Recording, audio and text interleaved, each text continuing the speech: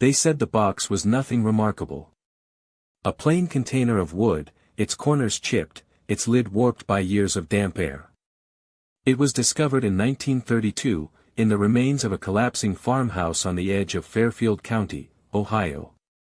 The building had been long abandoned, picked apart by scavengers and storms, its roof falling in on itself.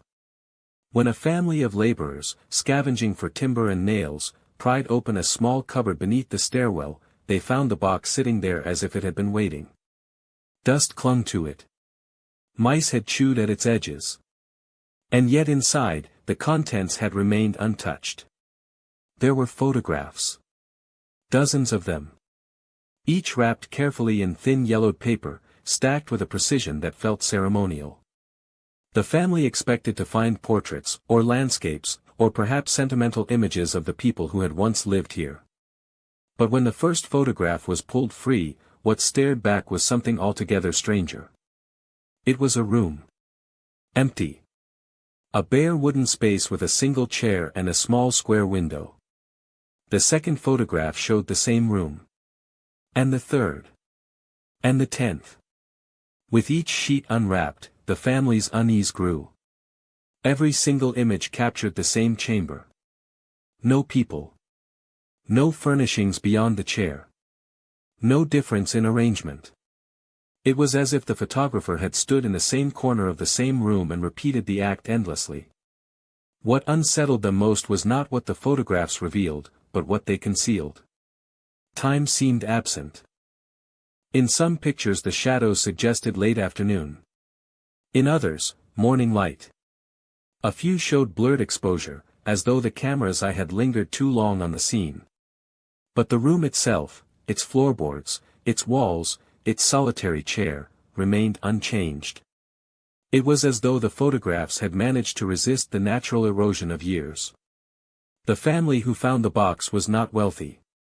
They were simple workers, practical in their thoughts, unaccustomed to mysteries. Yet something in those images frightened them. One of the men would later remark that the photographs gave the impression of being watched. Not of looking into a room, but of the room looking back. The chair seemed to expect someone, the window seemed to breathe faint light. They put the box aside, meaning to sell the wood, but kept the photographs bundled together, unsure why they did not simply burn them for kindling. Within weeks, word spread through the town of the strange find. Fairfield County was not large, and stories traveled quickly. Farmers at the tavern spoke of the photographs as though they were relics. Some joked that it was the work of a lonely man with nothing better to do. Others warned that such things carried curses, that photographs without people were unnatural, that the act of taking them drained something from the living. The box passed into the hands of a local pastor, who at first intended to dispose of it. He spoke of vanity and sin, of images that served no purpose but to disturb.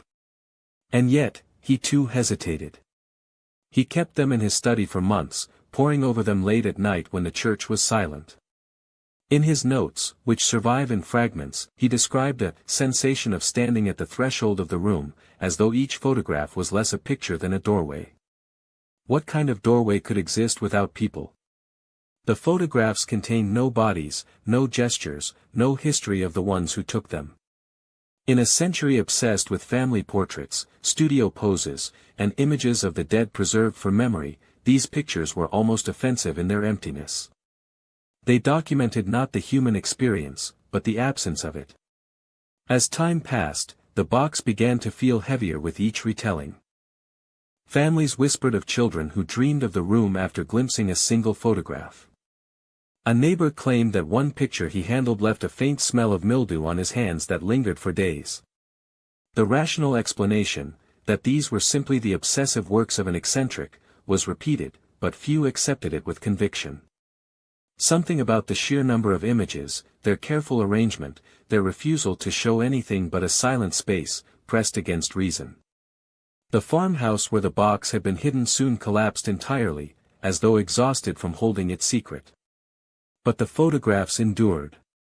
They were shown at church basements, passed between curious collectors, and eventually vanished into private hands, only to reappear decades later.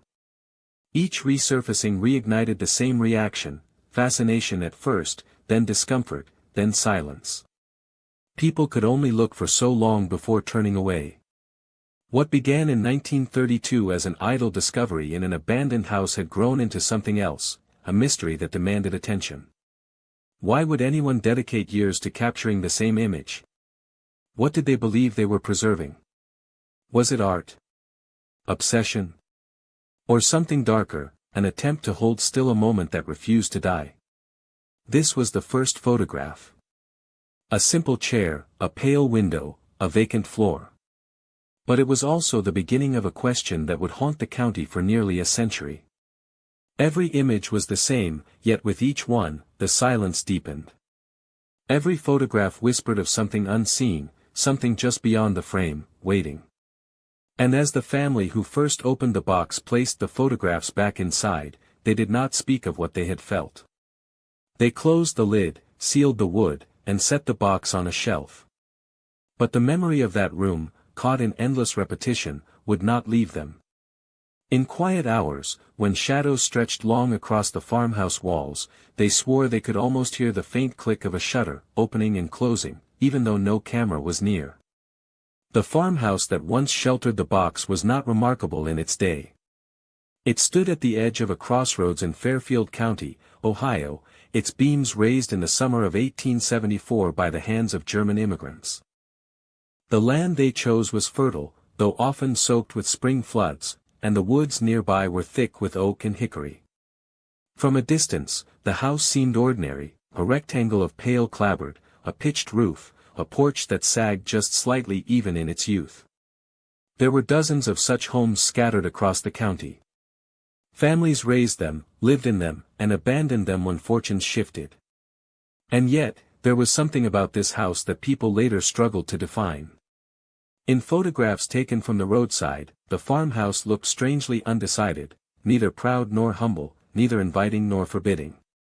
It seemed always in between, as though it had been built not for living, but for waiting. The family who first occupied it was the Rourkes, though their surname was spelled differently in various records, sometimes Rourke, sometimes Rourke. They had arrived from northern Germany a generation earlier, fleeing economic collapse and the turbulence that followed the revolutions of 1848. Like many immigrants, they sought farmland, a chance to root themselves in soil that would not be taken from them. The patriarch, Johann Rourke, was said to have been stern but devout, a man who carried Lutheran hymns in his memory and superstitions in his silence. His wife, Margaret, bore him 6 children. Neighbors described the Rourkes as distant but respectable. They worked their land, attended church on occasion, and kept largely to themselves. The house they built had 2 levels, with a narrow staircase leading to small rooms above. One of those rooms, later revealed in the photographs, would become the heart of the mystery. But in the beginning, it was just another chamber in a modest farmhouse. Life in Fairfield County in the late 19th century was a blend of hardship and routine. The railroad had reached the region, bringing trade and the occasional traveler, but most families lived within a world no larger than 10 miles wide. They knew the rhythms of planting and harvest, of frost and thaw. They knew the sound of church bells and the silence of winter fields. In such a world, every family carried stories. Some stories were proud, of survival, of endurance. Others were darker, whispered when the nights grew long. The Rourke story, strangely, was neither. For decades, the house was unremarked upon. It produced no scandals, no newspaper headlines. No records of crime, no tales of fire or famine more severe than anyone else's. If anything, it was known for the absence of drama. And yet, in later years, when the photographs emerged, people tried to look back and find signs. They wondered whether the quietness of the house was not natural, but enforced. Whether its silence had always been part of its character. In oral histories gathered in the 1940s, long after the farmhouse was abandoned, elderly residents recalled odd details. One woman said the Rourkes rarely opened their windows, even in summer. Another remembered that the curtains in the upstairs rooms were always drawn. A farmer who passed by with his wagon claimed he once saw a boy standing perfectly still in the window, not moving for the entire time it took his horses to pass. Such fragments are unreliable, colored by memory and hindsight, but they added to the house's aura. The town itself was small but devoutly religious. Ministers warned against superstition, yet the people carried old-world beliefs. They spoke of rooms that should never be locked, of chairs that should never be left facing windows, of mirrors that must be covered when death visited. The house at the crossroads became a vessel for these whispers. If the curtains were drawn, perhaps it was because something inside should not be seen. If the family kept to themselves, perhaps they had reason. By the turn of the century, the Rourke children had grown. Some left for the city, others vanished from records entirely. The patriarch died in 1901, his wife a few years later. Property deeds shifted, and eventually the house stood empty. Its silence deepened. Strangers rented it briefly, then left. By the 1920s, it was abandoned altogether, its windows boarded, its porch sagging lower with every winter storm. What was left, then, was not a house with history, but a house without it. No tragedies, no triumphs, nothing that could explain the photographs that would later emerge from its walls. This absence was perhaps the most unsettling detail. In a county where every farmhouse had its stories, this one seemed to resist memory. It gave nothing of itself to the people who lived nearby. And yet the house endured longer than most. Its timbers did not rot as quickly, its roof did not collapse until years after its neighbors had fallen. Some said this was because the Rourkes had built well. Others, more quietly, suggested that something inside refused to let go. When the box of photographs was discovered in 1932, many tried to connect it to the history of the house. Who had taken them? Why had they been hidden beneath the stairs? The name most often invoked was that of Elias Rourke, one of Johann's sons, a schoolteacher who had lived alone in the house after his parents' deaths. Elias was remembered vaguely by the townsfolk, a thin man, reserved, with habits that seemed eccentric but not alarming. Census records placed him there in the 1890s, but after 1905 he disappears from documentation. Whether he left, died, or simply erased himself from public view remains unclear. The absence of answers only sharpened the strangeness of the photographs. They seemed to emerge not from a dramatic history, but from a void. A house with no stories had produced the most haunting images the county would ever know. It was as though the silence itself had given birth to them, as though the room captured in those pictures had been the true heart of the building all along. And so the farmhouse, though now gone, remains remembered not for the lives it sheltered, but for the absence it preserved. Its history is written not in deeds or diaries, but in photographs of a room where nothing happened, and yet everything waited. If the photographs were the riddle, then Elias Rourke was the shadow cast behind them. His name surfaced only in fragments, stitched together from census records, church ledgers, and the half-remembered testimonies of neighbors. Born in 1867, the third son of Johann and Margaret Rourke, Elias grew up within the quiet walls of the farmhouse at the crossroads. Unlike his brothers, who pursued farming, Elias turned toward books. He learned quickly, taught himself German poetry and English history, and by his late 20s was employed as a schoolteacher in the nearby town. Those who recalled him described a man who never quite fit. Thin to the point of gauntness, his shoulders always slightly hunched, Elias carried himself as though the world pressed against him. He spoke softly, choosing his words with a precision that unsettled more than it reassured. Children respected his intelligence but did not love him. Parents noted his punctuality but never invited him to their tables. He was tolerated, not embraced. Neighbors would see him walking the fields in the evenings, hands clasped behind his back, his gaze always on the horizon. One farmer's wife remembered that Elias seemed to pause often, as though listening for something the rest of them could not hear. He rarely attended church after his 30s, though when pressed he claimed he still believed in God. Belief, he said, was not the same as ritual. Such remarks only deepened the unease around him. What drew Elias to photography is less clear. Cameras in the late 19th century were not cheap, nor were they common among farmers. Yet at some point in the 1890s, Elias acquired one.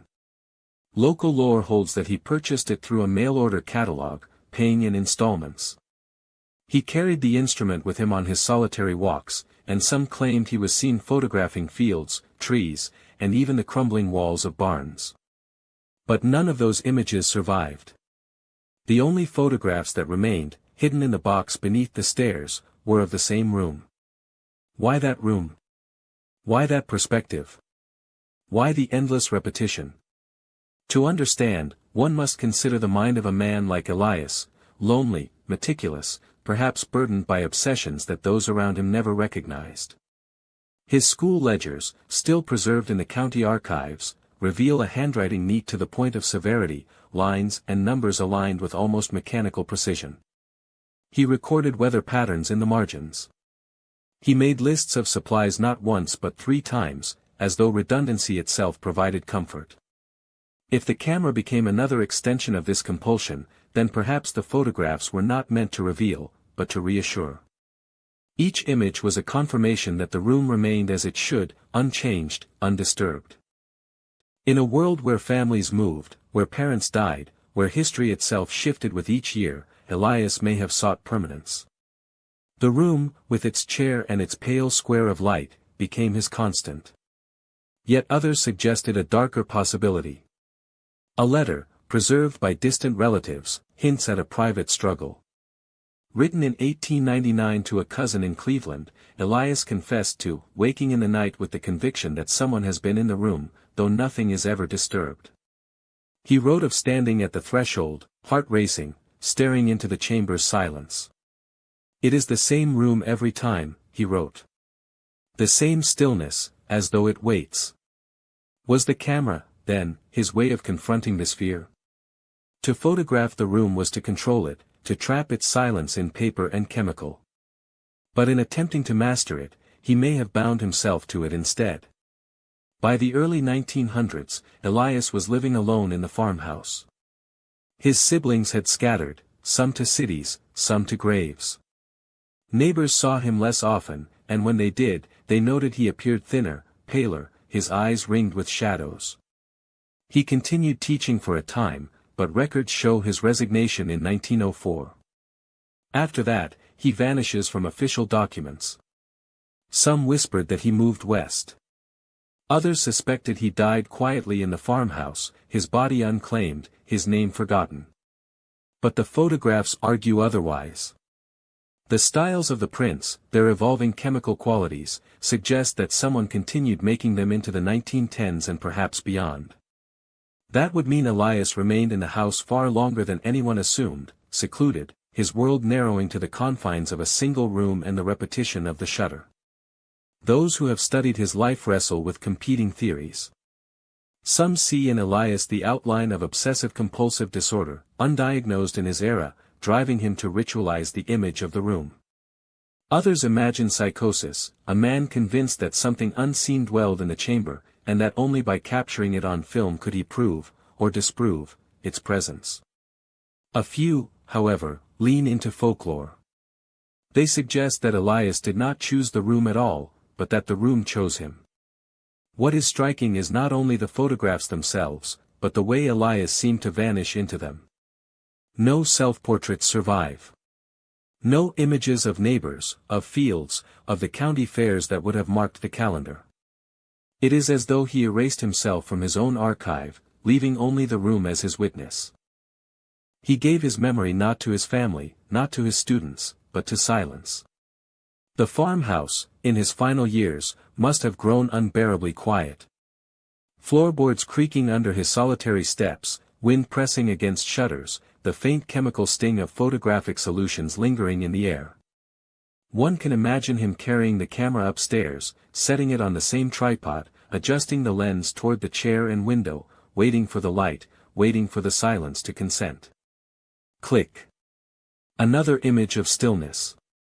Another proof that nothing had changed. And yet, with each repetition, something must have shifted inside him. To take the same photograph over and over is to admit that one expects difference, that one fears change. If Elias began his work seeking reassurance, he may have ended it in despair, convinced that he was recording not the endurance of a room, but its refusal to let him go. When the box was discovered beneath the staircase decades later, the townsfolk remembered Elias only vaguely. A strange man, a quiet man, a man who walked alone. Few mourned him. Few even knew when he had gone. But in the photographs, his presence remains, not in his face, not in his body, but in the endless repetition of a room that had consumed him. Elias Rourke became his camera. He became the shutter, the frame, the silence. And when he vanished, all that was left was the room he could never stop watching. To understand the weight of the photographs, one must look closely at what they reveal. Each image, at first glance, is almost banal: a bare chamber with wooden floorboards running unevenly toward a far wall, a small square window cut into plaster, and a single wooden chair. That is all. No rugs, no shelves, no portraits. No faces, no hands, no trace of those who built or lived within the farmhouse. The room seems stripped not just of comfort, but of history itself. And yet, the more one studies the photographs, the more the ordinary begins to collapse into the uncanny. It is not simply that the room is empty, but that its emptiness refuses to alter. Across dozens of images, spread across decades of photographic styles, the chamber remains essentially unchanged. Consider the floorboards, long, pale, and slightly warped. In photographs dated to the late 19th century, the boards look freshly cut, their grain visible, their edges clean. In prints believed to be from the early 20th century, the same boards look no older, no more scuffed or worn. No cracks spider across them, no stains bloom, no dust settles in the corners. The wood appears suspended outside time. The window tells a similar story. In some images, light pours through it, pale and almost translucent. In others, the window is darkened, as though clouds covered the sky. But the glass never breaks, never grows hazy, never collects the stains that ordinary weather leaves behind. The trim around the frame shows no peeling paint. It is as though the seasons touched the light outside but never the room within. Then there is the chair. Always the same. Upright, wooden, unadorned. In certain photographs, it stands directly in the center of the room. In others, it appears slightly askew, angled just enough to suggest that it has been moved. But no one is ever shown moving it. No hand rests on its back. No figure ever sits upon it. It seems to position itself, shifting subtly, as though responding to the gaze of the photographer. Viewers who have studied the images for long stretches report a curious sensation, the belief that something lies just outside the frame. The photographer's corner, the place from which every image is taken, is never shown. It is the unseen anchor of the series, the hidden vantage point.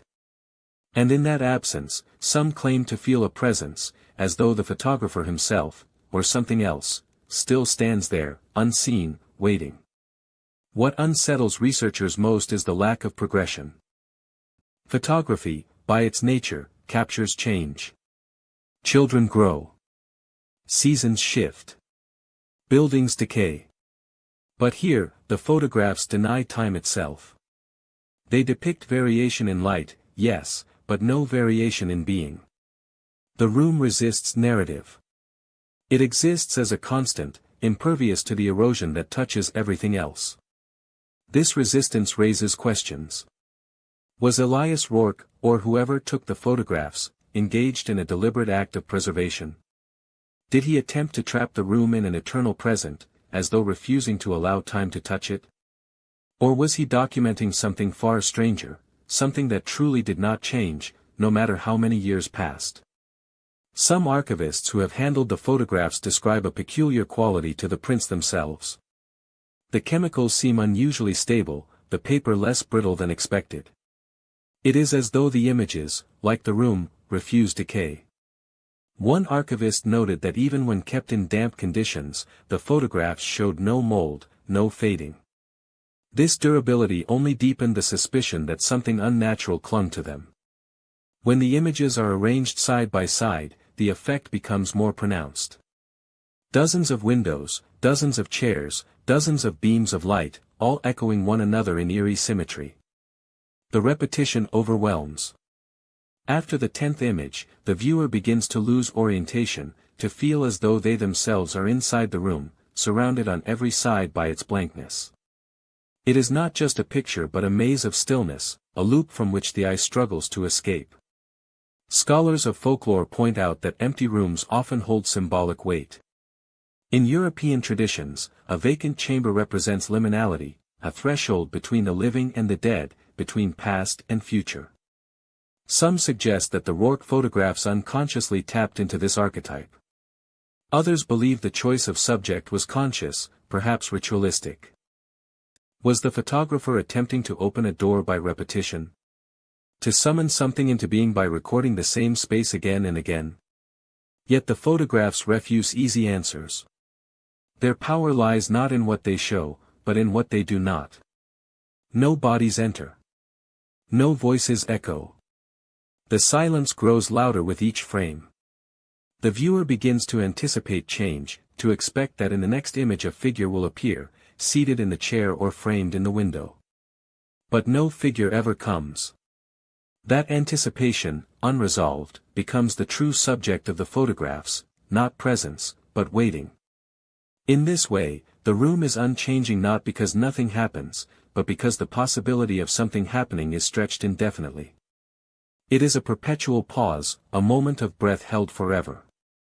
The camera captures not the passage of time but its suspension, the ache of something imminent that never arrives. And so the photographs, though simple in composition, grow unbearable in accumulation. They offer no release, no resolution. They are a gallery of expectation without fulfillment, a record of silence that thickens into dread. The room does not change, but those who look at it do. They leave with the sensation that the room has followed them, that its emptiness has lodged itself somewhere in their memory. It is this paradox, the room's stillness against the viewer's unease, that makes the photographs so haunting. An ordinary chamber becomes extraordinary by refusing to participate in time. And in that refusal, it becomes something else entirely, not a record of a place, but a portrait of waiting itself. It was in the spring of 1894 that the first whisper surfaced, though in the town's memory it would later be recalled as a rumor older than anyone alive. The Rourke farmhouse, standing quiet on the outskirts of Whitford County, had long been considered a place of ordinary solitude. Its owner, Elias Rourke, was remembered as a recluse, curt with neighbors, sparing with words at church, more comfortable with his camera than with people. His passing, when it came, barely stirred notice. Yet after his death, the box of photographs passed into the hands of a cousin who, uncertain of their value, invited a few curious eyes to see them. At first the reaction was polite bewilderment. Neighbors squinted at the stark images of the same bare chamber, asking if perhaps Rourke had intended to practice exposure or refine his use of light. One elderly woman recalled that he once mumbled about a project that wasn't for eyes, but for proof. She laughed nervously as she repeated the words, but others did not laugh. They remembered the strange silence of his home, the locked upper rooms, the curtains drawn through every season. It was during one of these casual gatherings that the first true whisper emerged. A young boy, no more than 12, leaned too close to one of the prints. He was said to have gone pale, then tugged at his mother's sleeve. "There's someone in it," he insisted. The adults looked again and saw nothing, only the empty chair, the pale window, the uneven floorboards. But the boy remained adamant. He described a figure standing in the corner, blurred, as though half seen through smoke. The claim unsettled the room, not because they saw it too, but because the boy refused to relent. He could not be coaxed into silence, and when finally removed from the gathering he wept as if punished. Later, alone with a neighbor, he added a detail: the figure, he said, had been leaning forward as though listening. The story spread. Within weeks, others began to claim similar impressions. A seamstress reported that when she looked at one photograph too long, she thought she saw the chair turn slightly more than before. A farmer swore that the window in one print showed not light but an eye, peering in from outside. These accounts were met with skepticism, yet they could not be fully dismissed, for those who spoke them did so with trembling voices and averted eyes. In time, the whispers reached the town's pastor.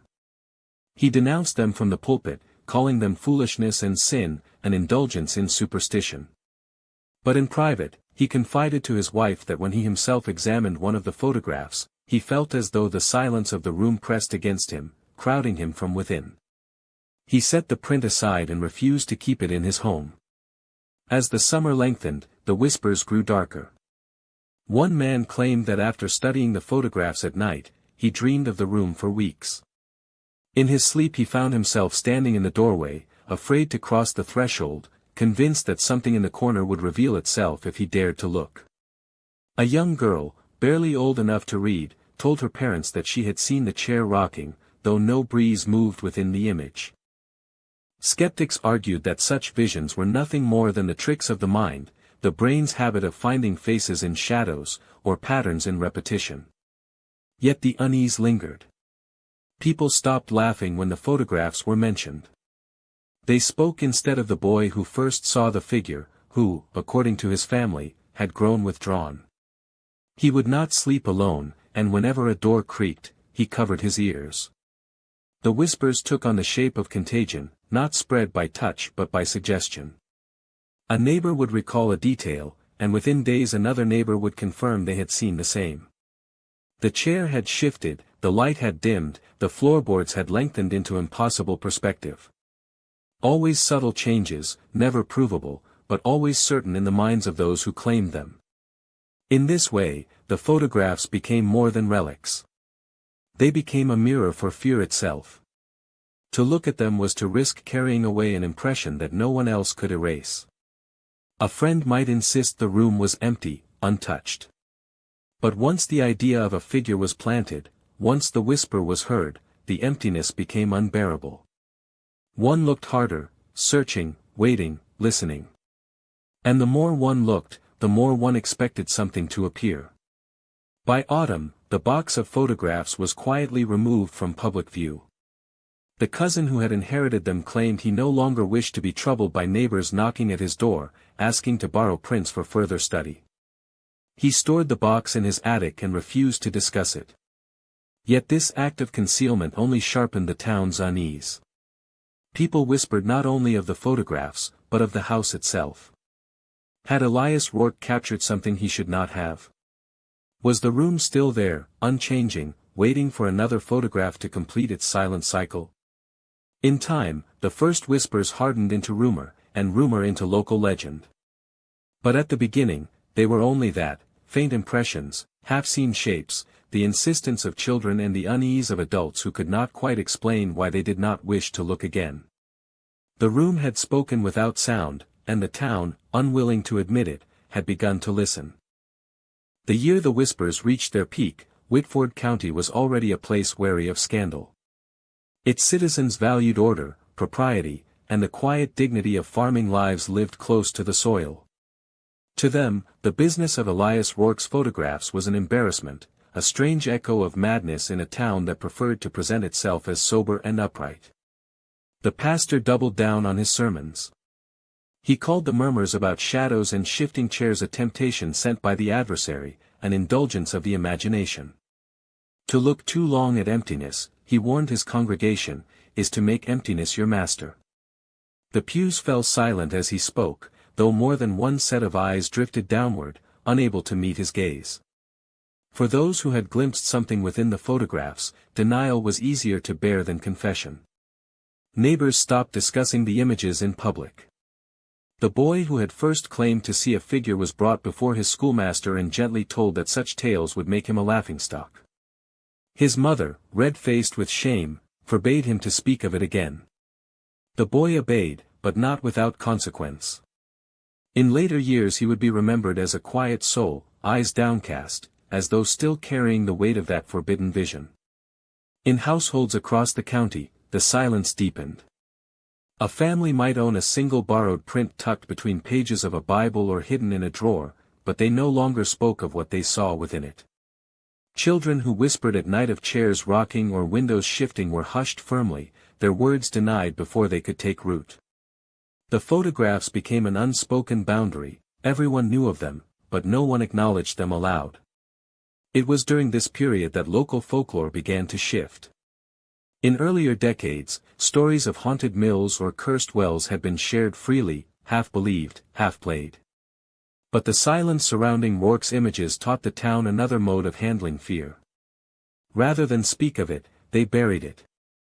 They carried unease like a private sin, folding it into prayer, or else denying it outright, even as their hearts stirred uneasily in the dark. Yet silence is rarely complete.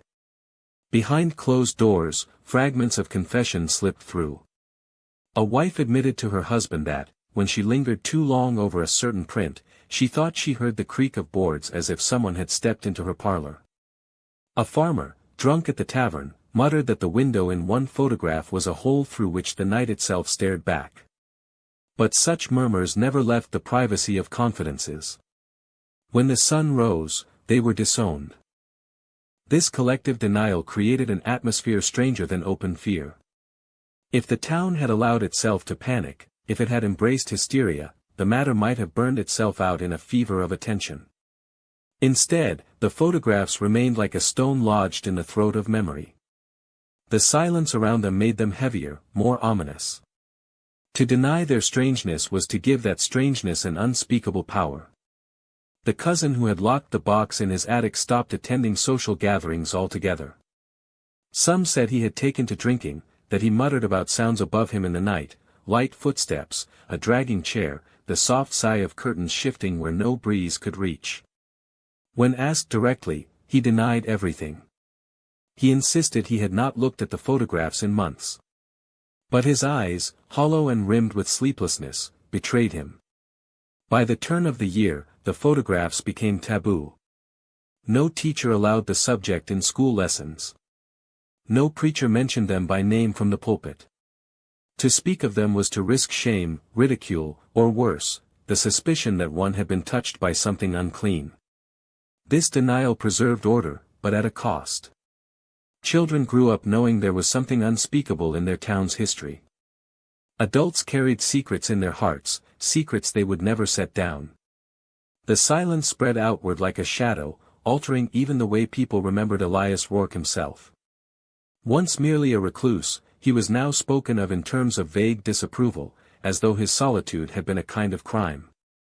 His farmhouse, standing abandoned, was avoided by travelers.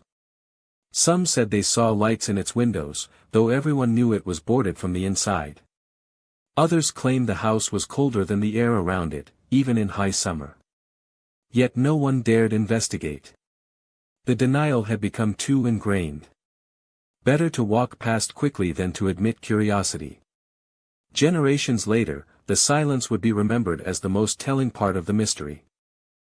Legends are born in storytelling, but the story of the photographs thrived in its suppression.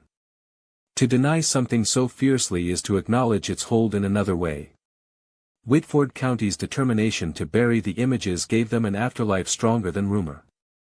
They became the ghost not spoken, the wound not named, the secret that crept through memory without ever being brought to light. For those who carried the burden of having seen them, silence was its own kind of haunting. Dreams returned unbidden, doorways opening onto that empty room, footsteps circling a chair that never rocked, shadows swelling just beyond the corner of the eye. Waking, these men and women told themselves it was only imagination. They repeated the words of the pastor: temptation, foolishness, sin. Yet denial never lessened the power of what they had glimpsed. It only pressed it deeper, where it smoldered unseen.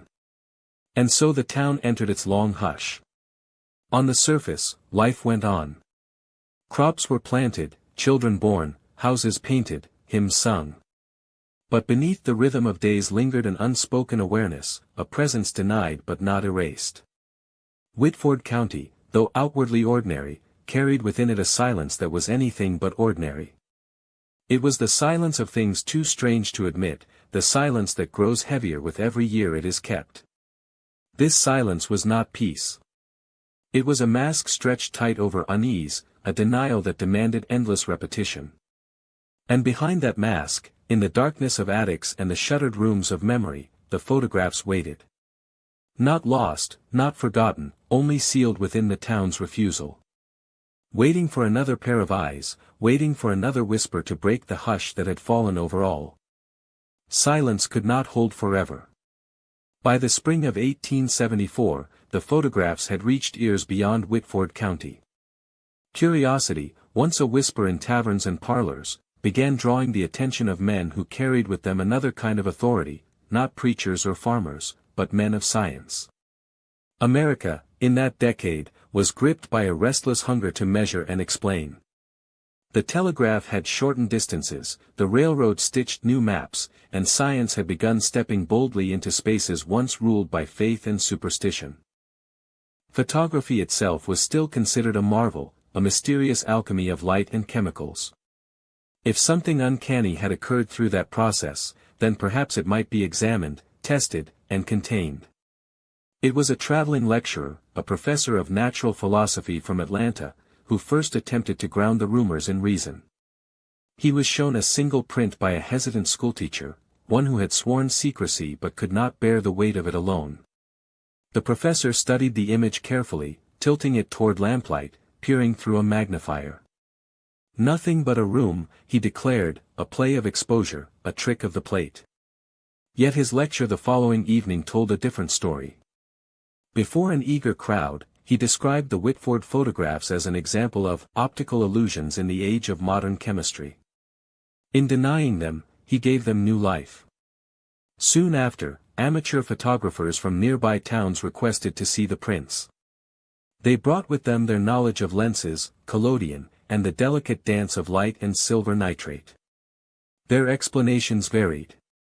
Some blamed double exposure, though no evidence supported it. Others speculated that dust motes or imperfections in the glass had created shadows mistaken for figures. But none could explain why so many viewers, independent of one another, claimed to see movement across separate plates. The most unsettling theory came from a medical student home from his studies. He suggested that the images were not haunted at all, but rather that those who stared too long upon the stillness of the photographs entered a mild state of sensory hallucination. The human brain, he said, abhors emptiness. When confronted with silence or stillness, it will invent sound or motion. These images of an empty room become, in effect, a mirror of the mind's own unrest.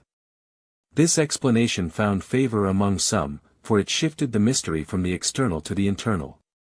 Yet it left others uneasy, for it implied that the darkness lay not within the photograph, but within the viewer himself. To accept this was to accept that one's own mind could betray the senses, a notion more frightening than ghosts. Meanwhile, the cousin who had sealed the box grew increasingly desperate. Accounts from neighbors speak of him visiting local doctors, pleading for remedies to calm his nerves. He complained of hearing faint clicks at night, as though a shutter were opening in the dark above his attic. His physician, bound to reason, suggested laudanum and rest. Neither provided relief. At the same time, whispers reached further afield. A small article appeared in a regional gazette, written by a journalist who had not seen the photographs himself but reported on curious spectral illusions said to haunt a box of photographic plates in Whitford County. The article framed the matter skeptically, but its very publication drew the attention of those eager to debunk superstition, or to profit from it. By summer, 2 societies had become aware of the case. The first was the American Photographic Exchange, whose members prided themselves on advancing the science of light. The second was a fledgling group of spiritualists in Savannah, who believed photography might serve as proof of unseen worlds. Each sought the photographs, though for opposite reasons, one to expose error, the other to prove mystery. Neither succeeded. The cousin refused them entry to his attic, citing the sanctity of his family's burden. But even his refusal fueled speculation. Why guard a set of simple images so fiercely, unless he knew their power to be more than myth? In the absence of access, theories multiplied. One professor suggested the images were contaminated by solarization, a rare effect when plates are overexposed to intense light, creating ghostly inversions. Another argued that the peculiar shadows were caused by chemical unevenness in the collodion. A third published a pamphlet claiming the photographs proved nothing but the foolish credulity of rural folk. Yet all these explanations shared one flaw: they sought to explain what no outsider had truly seen. The photographs themselves remained locked away, glimpsed only by a shrinking circle of locals. In their absence, the debate grew abstract, drifting from the physical into the philosophical. It was here that the story shifted in tone. No longer was it merely about strange photographs in a rural county. It became a question whispered in lecture halls, in letters exchanged between amateur scientists: can absence be recorded? Can emptiness itself leave an imprint? Such questions carried a quiet terror. For if light could etch the image of a chair and a window onto a plate of silver, then why not also the presence, or absence, of what had once filled that room? Could photographs, in capturing space, also capture the memory of space? Was the unpeopled room, repeated across plate after plate, not a trick of chemistry, but a document of vacancy itself? By autumn, interest waned among the men of science. They moved on to newer marvels, leaving Whitford's secret unbroken. Yet their attempts at explanation had left their mark. The townspeople, hearing their theories second-hand, absorbed fragments of scientific language. They repeated words like exposure and hallucination without fully understanding them. In this way, reason and superstition intermingled. The photographs were denied as supernatural, yet feared as psychological contagion. And still, the box remained closed. The cousin withdrew further into himself, seldom seen, his shutters drawn tight against the daylight. The town carried on beneath the weight of half-belief, half-denial. The scientists had come and gone, but their failure only deepened the mystery.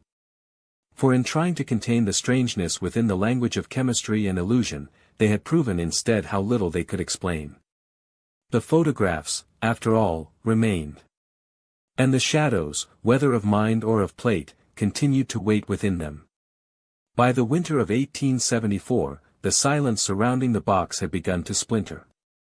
A community can only endure so long under the weight of a mystery it does not choose, and Whitford County had carried its burden for 3 years. Whispers leaked from hearths into markets, from pews into dusty crossroads, until even those who had never seen the photographs spoke of them in hushed tones, as if their very mention might summon the stillness trapped inside.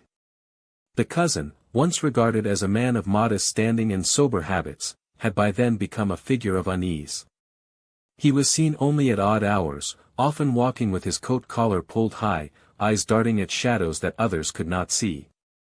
Neighbors noted his hair growing unkempt, his voice lowered to mutters, as though he conversed with an unseen companion. Children were warned not to approach him, yet they dared each other to run past his gate, convinced that if they lingered too long, they would hear the sound of a camera shutter opening where no camera stood. The strain of secrecy was eroding him. His journal, later recovered in fragments, spoke of dreams filled with clicking noises, of dark hallways that led always to the same locked door, and of hands pressing against the glass from within the photographs themselves. He wrote of the box as though it were alive, describing the faint scent of chemicals escaping its seams, a sweetness that clung to his clothes. He confessed to touching the lid at night, trembling with both dread and desire, as though part of him longed to look once more, despite knowing the price. It was his isolation that hastened the breaking point. The townspeople, once content to let the matter fade into silence, began to speculate openly about what the box contained. Some insisted that it was cursed, the work of restless spirits bound to a house that no longer stood. Others believed it to be a fraud, a trick designed to draw attention or pity. The cousin's refusal to burn the box, despite repeated urgings from church elders, only fed the fire of suspicion.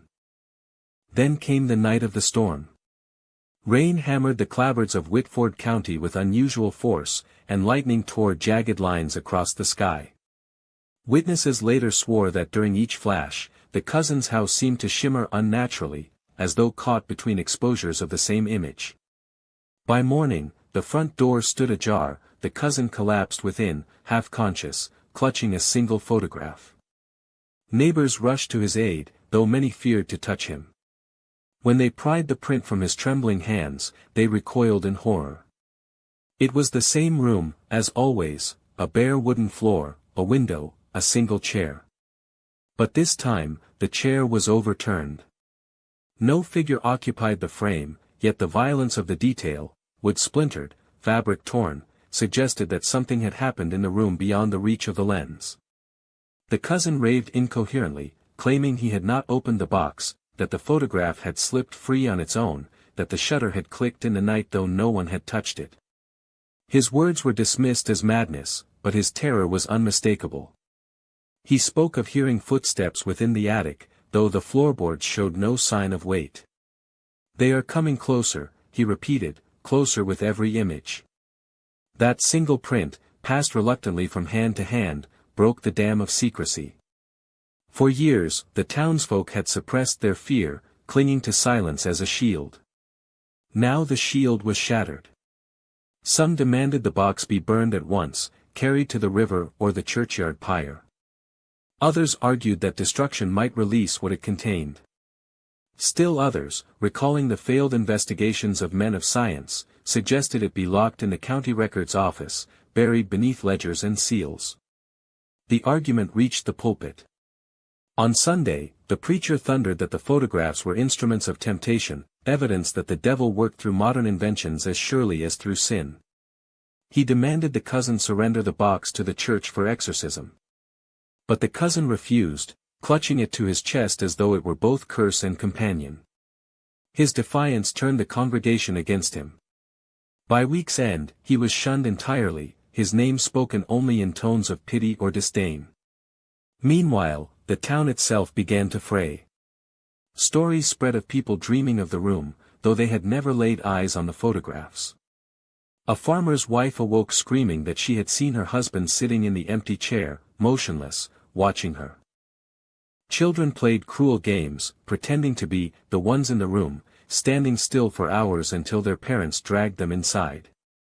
The mystery had ceased to belong to one man. It had become a contagion, spreading through imagination, through fear, through the very act of speaking its name. The breaking point arrived not with fire or spectacle, but with quiet inevitability. One evening, the cousin was gone. His door stood unlocked, his bed unmade, the box nowhere to be found. No note, no farewell, no trace of departure. Some believed he had fled into the woods with the box, determined to keep it from the town forever. Others whispered that he had been claimed by the room itself, drawn through the photographs into the silence beyond. For months afterward, townspeople searched, hoping to find either the man or the cursed relic. They combed the fields, the riverbanks, the back roads, but nothing surfaced. The cousin's house fell into disrepair, its windows shuttered, its walls creaking with emptiness. Children, daring each other, swore they heard the faint snap of a shutter from within, though no camera remained. And so the burden passed from secrecy to absence. The photographs were gone, yet their shadow lingered. No one could say if the box had been destroyed, buried, or merely hidden. What remained was worse, the knowledge that something had once existed, unexplained, uncontained, and now it was loose in the world, or perhaps waiting, silently, to be found again. When the cousin vanished, Whitford County shifted overnight from a place burdened by whispers to one haunted by absence. For 3 years, the photographs had been the unspoken center of every conversation, their quiet menace binding the town in secrecy. But once both man and box were gone, what remained was a void. And voids, as history shows, are rarely silent for long. At first, there was relief. The elders declared that the trouble had ended with the cousin's disappearance, that whatever darkness lingered in his possession had gone with him into exile or death. The church bells rang with unusual fervor that following Sunday, and townsfolk gathered in the square as if to cleanse themselves of the past. A sermon was preached on the dangers of curiosity, of men who lingered too long with shadows. It was said that Whitford could finally breathe again. But relief soon gave way to unease. The cousin's house, left abandoned, became a wound in the landscape. Its windows shuttered, its porch sagging, it loomed like a mouth unwilling to close. Children, emboldened by dares, crept onto the property, pressing their ears to the rotting boards. They swore they heard faint clicks from within, sharp as the bite of a lock snapping shut. Parents scolded them, forbade them, but secretly many of those same parents admitted they, too, avoided walking past the place after dusk. The absence of the photographs bred a new kind of fear. Once, townsfolk could point to the cousin, to the box, to the locked attic where danger was contained. Now, without those boundaries, the threat felt diffuse, unmoored, capable of appearing anywhere. Rumors circulated of farmers waking to find their barns inexplicably cold, as though every ember of life had been extinguished in the night. Others claimed to hear doors slamming in empty corridors, the sound reverberating though no house stood nearby. Folklore began to entwine itself with memory. The older generation, unwilling to let the story fade entirely, embellished it with details that had never been recorded. They spoke of the cousin bargaining with unseen forces, of him photographing not just the empty room but the faces of those yet unborn. They whispered that the box itself had no maker, that it was delivered by a stranger whose carriage left no tracks. Each retelling sharpened the narrative, until history blurred with cautionary tale. The younger folk, restless and skeptical, dismissed such accounts. Yet even they felt the weight of the silence that hung over Whitford. No songs were sung of that winter, no diaries kept with careless honesty. It was as if an unspoken pact had formed, to remember just enough to stay wary, but never enough to tempt the memory back into life. What of the cousin's bloodline? His family, though distant, bore the stigma of his disappearance. Letters addressed to them were returned unopened. Farmers refused to sell seed to his surviving relatives. In a time when lineage mattered more than wealth, his name became an infection. Within a decade, none of his kin remained in Whitford. Some fled westward, chasing the promise of anonymity. Others faded into obscurity, their graves marked only by initials and dates. And yet, for all the silence, the photographs refused to stay buried in imagination alone. Now and then, stories emerged of travelers, salesmen, drifters, railway men, who claimed to have seen an unusual print while passing through nearby towns. They described an empty room, a chair, a window, the faint impression of dust caught midair. These accounts were rarely believed, but they fanned the embers of fear. Each retelling hinted that the cousin had not perished, that he wandered still, carrying the box like a coffin strapped to his soul. Time moved forward, as it always does, and Whitford's field sprouted with new generations who only half knew the tale. The Civil War passed into memory, new factories rose, and the county grew quieter, poorer, more forgotten. Yet the story endured. It was spoken in kitchens on winter nights, in barns where lanterns flickered low, in the voices of grandparents who leaned closer to wide-eyed children. Always the same refrain, beware the room that waits with no one inside. The silence, paradoxically, became the legacy. No monuments marked the cousin's house, no ledgers preserved the photographs. But in the gaps, those intentional erasures, Whitford shaped its identity. Outsiders noticed the way townsfolk grew cold when certain subjects were raised, how they fell into uneasy laughter when asked about ghost stories or superstitions. It was as if the entire county had agreed to speak in riddles, leaving outsiders bewildered and insiders complicit. Generations later, scholars of folklore stumbled upon the fragments, half-burned journal pages, scattered testimonies, references in church minutes to the incident of the images. To them, Whitford became a curiosity, a minor mystery tucked into the broader catalogue of American hauntings. But to those who still tilled the soil there, the matter was not academic. It was personal, ancestral, a reminder of something that once pressed too close. And always, the house remained. Collapsing, weather-worn, yet never entirely reduced to dust. Travelers remarked on its uncanny persistence, how storms seemed to break around it, leaving its shell intact while barns and sheds toppled nearby. By the turn of the 20th century, it stood as little more than a skeleton of wood and rusted nails. Yet locals still averted their gaze. Children still dared each other to enter, though few did. Those who returned spoke of a strange stillness inside, an air too heavy to breathe, a silence that seemed to press against the skin. The aftermath was not a single event but a long decay, a slow erosion of certainty. The cousin was gone, the photographs lost, but the silence they left behind became its own kind of relic. In Whitford County, absence was as palpable as presence. People learned to live with the unanswered question, but never to dismiss it. And in their reticence, they preserved something darker than fact, the impression that some mysteries do not die when the evidence disappears. They linger, unmoored, woven into the soil itself. Even now, in the rare surviving letters from that era, one finds peculiar phrases: the shudder in the night, the still room, the uncle's silence. These cryptic notes suggest that for decades after, the townsfolk spoke in a language of code, as though naming the photographs outright might reopen the wound. Their restraint speaks not of ignorance, but of reverence for fear. They understood, perhaps better than modern historians, that silence itself can be a kind of safeguard. And so Whitford lived on, a county half forgotten, its history marked less by the records that survived than by the silences that remained. The photographs were gone, but the quiet they left was louder than any image, echoing down generations, reminding all who listened that some doors, once glimpsed, should never be opened again. Whitford County's silence did not stop the questions. If anything, it amplified them. For every villager who swore never to utter the cousin's name, there was a scholar, a folklorist, or a distant descendant who wondered what truly transpired within that shuttered attic. Over the decades, theories multiplied like shadows cast by a single, flickering lantern. Some were practical, others grotesque, and still others ventured into realms of thought that few dared explore aloud. The most common explanation framed the cousin as nothing more than a troubled man. Perhaps, these theorists argued, his photographs were not supernatural at all but merely products of faulty equipment. Early photographic processes were notoriously unreliable.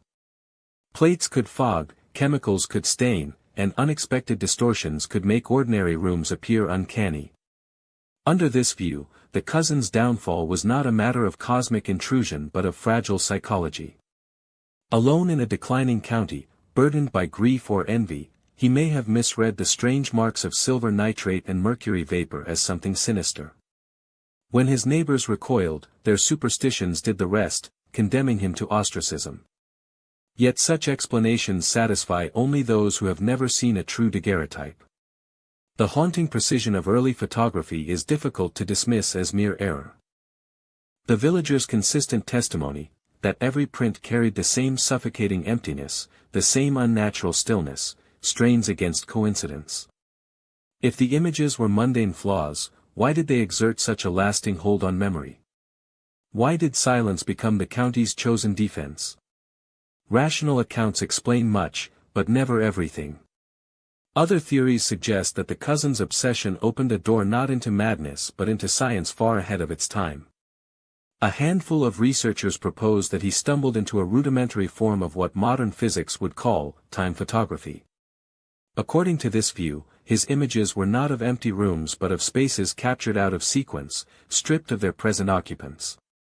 The daguerreotype, in its chemical hunger, may have latched onto a different moment, one where the room was vacant, dust settling in air untouched by breath. Such a possibility would account for the eerie sense of absence, not supernatural, but temporal. Yet this explanation, while elegant, is as unprovable as any ghost story. More unsettling are the spiritual theories. In these accounts, the cousin was not photographing absence at all, but presences unseen.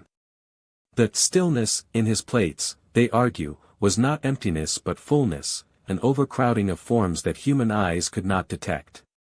The suffocation people felt while gazing at his images was the weight of invisible company pressing through the frame. Under this view, the cousin did not create horror but revealed it. He was cursed not because he erred, but because he succeeded. A darker branch of speculation ventures into the idea of pacts. Here, the photographs are treated not as experiments but as bargains. According to whispers preserved in marginalia and second-hand recollections, the cousin may have sought communion with forces best left unnamed. The daguerreotype became his altar, the exposure his ritual. The still rooms were offerings, each played a tithe to something that demanded vacancy. If true, this would explain why the house resisted collapse, why silence lingered, why absence itself became the county's inheritance. But perhaps the most haunting theory of all is not about what the cousin discovered, but about what he unleashed. Some believe that the photographs themselves became vessels, objects not merely depicting emptiness but radiating it.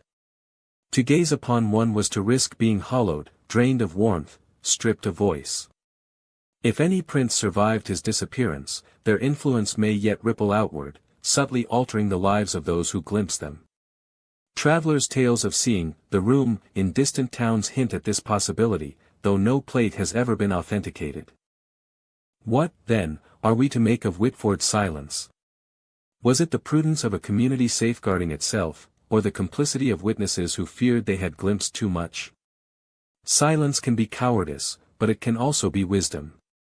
The villagers chose not to record, not to preserve. Their restraint, whether born of terror or reverence, ensured that no definitive answer would survive. And in that absence, mystery thrives. Modern researchers, armed with psychology, physics, and folklore, circle endlessly around the same void. They chart timelines, compare testimonies, debate plausibility. Yet the essence eludes them. It always returns to the same paradox: the more one tries to pin down what the cousin achieved, the more the story slips away, as though the photographs themselves were still at work, erasing presence, denying closure. Perhaps that is the final lesson. Not every question exists to be answered. Some linger to remind us of the limits of inquiry, the fragility of understanding. The cousin's fate, the images he captured, the silence that followed, all resist resolution. And in resisting, they compel us to confront the void that underlies both memory and evidence. So what remains are only theories, fractured, incomplete, haunted by their own insufficiency. Was the cousin a madman, a visionary, a medium, or a servant of shadows? The truth is locked beyond reach, perhaps in the dust of a vanished attic, perhaps in a box lost to fire or soil, perhaps in a photograph still hidden in some forgotten drawer. Until, or unless, it surfaces, Whitford County will remain what it has always been, a place defined not by what it reveals, but by what it withholds. And maybe that is the cruelest theory of all, that the photographs never mattered. That it was the silence, the secrecy, the refusal to speak, that transformed one man's obsession into a legacy of dread. For in silence, the imagination feasts, weaving horrors more enduring than any captured on silvered plate. There are stories that fade when the witnesses die, leaving behind nothing more than whispers in family trees. And then there are stories that persist, not through evidence or proof, but through the quiet way they return when least expected. The tale of Whitford County's photographs belongs to the second kind. Long after the last villager carried their silence to the grave, the story lingers, not as a record, but as a presence. Even now, in archives where dust collects thicker than the paper itself, researchers occasionally stumble across a notation, unsettling daguerreotypes, origin disputed. The files rarely contain images, only references. Boxes misfiled, folders incomplete, numbers that lead nowhere. The trail stops just short of certainty, as if the documents themselves resist being traced. Archivists sometimes confess, quietly, that when they try to pursue these leads, they feel a strange resistance. Not a closed door, but a soft fog pressing against their will. They set the file aside and move on, as though guided by an unspoken agreement that some paths should not be followed too far. Travelers to the ruins of Whitford often describe an atmosphere out of proportion to its abandoned appearance. There is little left now, foundations overrun by ivy, skeletal beams of barns collapsing inward, an occasional wellstone sunk into the soil. Yet those who walk the land report a heaviness in the air, a sense of being watched not by people but by the memory of rooms. Some claim that when night falls, the shadows of windows still arrange themselves in unnatural symmetry, suggesting a house that no longer exists but somehow insists on returning. It is in this context that the epilogue takes shape. The photographs may be gone. The cousin may be forgotten by name. But the shudder, the symbolic act of framing absence, has never truly closed. Each retelling, each attempt to reconcile reason with silence, reopens it. The image forms again, not on glass plates, but in the minds of those who hear the story. The same room. The same emptiness. And the same uncomfortable stillness pressing against the imagination. There are those who interpret this as folklore at its purest, a narrative stripped of specifics until only atmosphere remains. They argue that what survives is not history, but cautionary tale, a reminder of the dangers of obsession, of the peril that lies in pushing too far into the unknown. The cousin becomes less a man than a parable, his box of photographs a metaphor for knowledge too heavy to carry. In this reading, the lingering dread serves society by shaping boundaries. Do not stare too deeply. Do not pursue silence when it resists. Some mysteries are warnings disguised as questions. But others feel differently. They sense that what lingers is not metaphor but echo. That the photographs were real, that their influence never dissipated, and that the silence of Whitford was not prudence but suppression. According to this line of thought, the story survives because it was never resolved. The shutter remains open not figuratively but literally, an aperture through which absence still leaks into the world. If so, then the cousin's work continues, unbound by death or distance. Each time someone imagines the room, they participate in the ritual, unwittingly extending its reach. This possibility chills more deeply than any superstition, for it implies that the photographs did not need to be preserved physically. They were carried forward in memory, in rumor, in the faint suggestion of an image described but unseen. Absence, once revealed, does not vanish. It simply adapts. It becomes transferable, a story rather than an object, a silence that travels wherever it is spoken. The Whitford villagers may have destroyed the plates, but they could not destroy the idea. And it is the idea that endures. Consider the nature of photography itself. To capture an image is to steal a fragment of time, to press a moment flat and hold it hostage. Most photographs give us life, faces, landscapes, evidence of existence. The Whitford photographs gave something different. They offered not presence, but its negation. They showed what was missing. Perhaps that is why the legacy persists. Absence is harder to explain away than presence. It gnaws at certainty, leaving the mind restless, unsatisfied, caught in a loop of questions that lead nowhere. In this sense, the shutter that never closes is less about the cousin's camera and more about us. Each generation that hears the story takes its own exposure, framing the emptiness according to its fears. For some, the emptiness suggests death. For others, it suggests time itself slipping away. And for still others, it whispers of forces beyond comprehension, lingering just beyond the reach of sight. Whatever the interpretation, the image remains. It will not fade. And so the epilogue closes not with answers, but with recognition, that the story's endurance is the true mystery. The cousin's life, the villager's silence, the vanished photographs, all are fragments. What binds them together is the human compulsion to look into the darkened frame and ask, what do I see? What am I not seeing? Why does this emptiness feel so heavy? Perhaps that is the unspoken curse of Whitford County. Not the photographs themselves, but the way they compel us to imagine them. We inherit their absence like an heirloom. The room takes shape in the theater of our minds, no less vivid for never having stood before us. The walls rise, the window glows faintly, the air grows still. And though no figure ever appears, we feel watched nonetheless, watched not by presence, but by the gaze of absence itself. The cousin is gone. The village is gone. The plates, if they existed, are gone. But the shutter remains. It is open now, as it was then, inviting us to peer into the frame and to sense, with a mixture of dread and wonder, that what stares back is not nothing at all, but something we were never meant to comprehend. The story ends, but the image does not. The room is waiting. Always waiting. Silent. Unyielding. Eternal.